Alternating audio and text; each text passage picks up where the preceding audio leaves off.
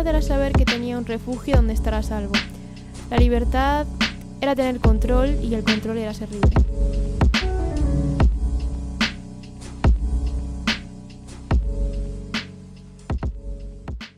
Los trastornos alimentarios son enfermedades que generan ambivalencia, entonces no es algo que uno tenga claro una vez está dentro, que es algo que es negativo 100%. No perciben del todo la forma de su cuerpo de forma correcta, con lo cual pues tienen estos pensamientos, ¿no? Este discurso de verse gordas permanentemente o de no verse bien.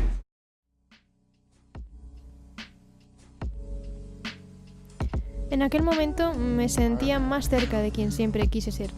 Sabía lo que hacía. Empezaba a asumir el control de las cosas. Estaba muy cerca de encontrar la mejor versión de mí misma.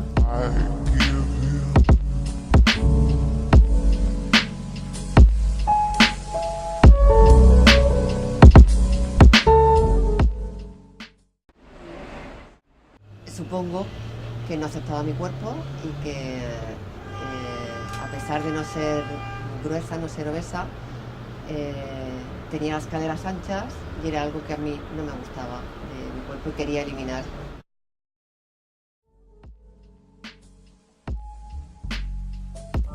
Creía que la perfección era una meta a la que nunca me acercaba.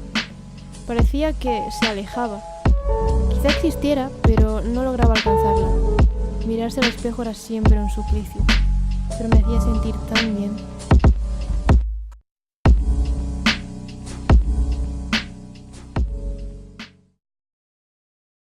Como estaba enferma, para mí la delgadez no era ningún problema, al revés, era un reto a conseguir. Me di cuenta que la delgadez era un problema cuando empecé a curarme. De hecho, es que no sé cómo empecé a decir, voy a dejar de comer, o no me como esto, o voy a poner voluntad. No recuerdo ni siquiera haber puesto la voluntad, pero entiendo que es algo de, supongo que tendría hambre en algún momento, pero tampoco lo recuerdo. La situación me reconstruía desde cero. Sentía que me lo debía a mí misma. Me lo merecía y era una forma de retomar las riendas. Sabía que había cosas en mí que no estaban bien, pero entonces eran más fáciles de ocultar. Hablamos siempre de factores de riesgo y de muchas cosas que se juntan. Es una enfermedad muy compleja, es una patología muy compleja, entonces no se puede reducir a un solo factor. La mujer adolescente está en un punto de su ciclo vital que es de particular riesgo. Es decir, ya solo nacer mujer es un factor de riesgo para desarrollar trastornos alimentarios. Esta subcultura que hay de internet de trastornos alimentarios es absolutamente devastadora para los que entran en ella. Y precisamente los que más entran en ella son los perfiles más adolescentes.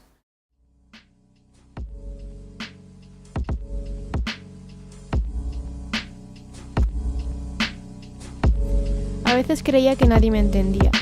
Sabía que no podía hablarlo con nadie, porque cualquiera me juzgaría. Si pudiera haberles explicado que solo necesitaba un poco más, lo tenía todo bajo control. Sabía cómo hacerlo, ¿no?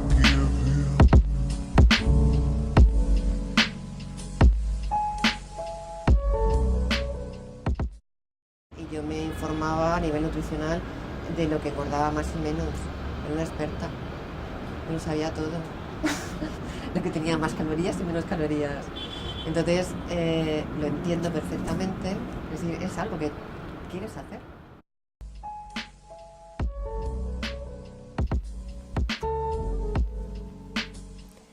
Asalto tras asalto, cada logro vencido era un escalón. Cada vez estaba más cerca, pero a veces sentía que no era capaz de pensar en nada más. Creo que empecé a obsesionarme un poco.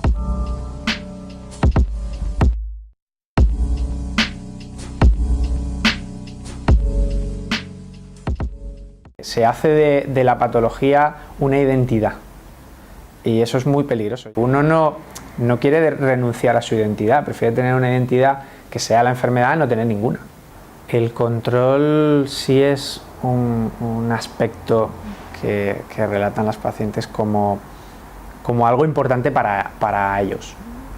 La sensación de control obtenida a través de la comida en una vida que quizá tienen la sensación de que se les hace grande.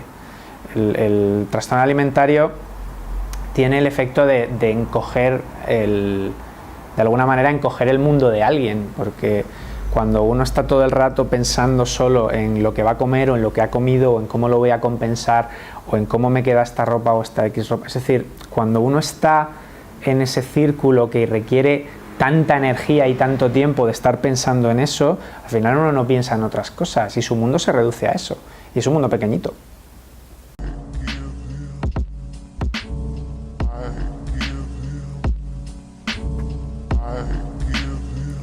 Era un vacío que llenaba. No hubiera sabido explicarlo. Era como una necesidad que tenía hambre de mí.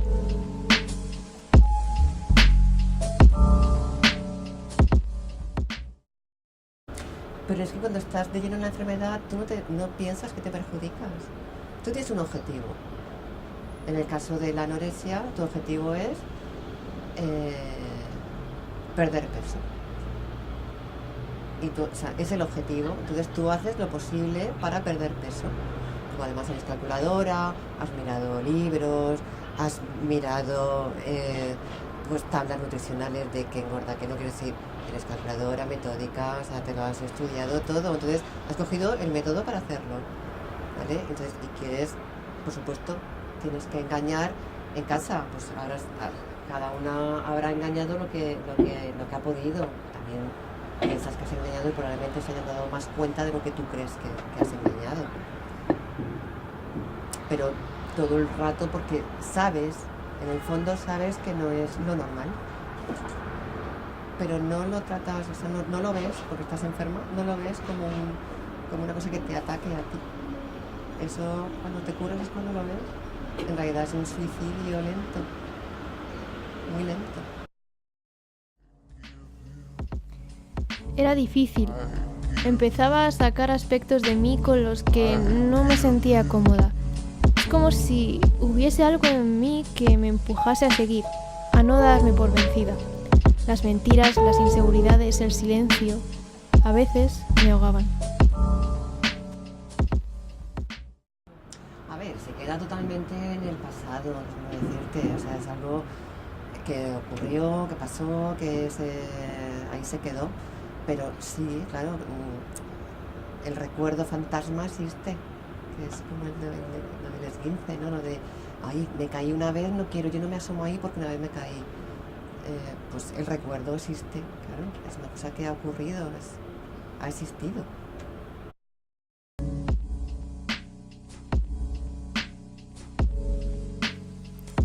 Sabía que algo no iba bien.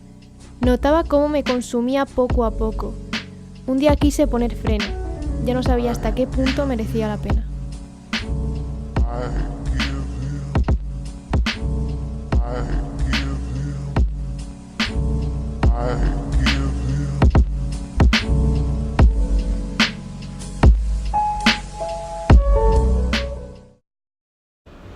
Recuerdo que notaba en mí una liberación a medida que iba saliendo la anorexia.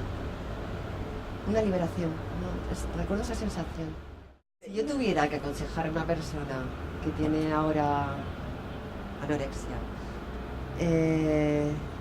y decirle una palabra que lo resuma todo para ayudarla a salir, la palabra es quiérete tal cual eres. Date un abrazo y quiérete.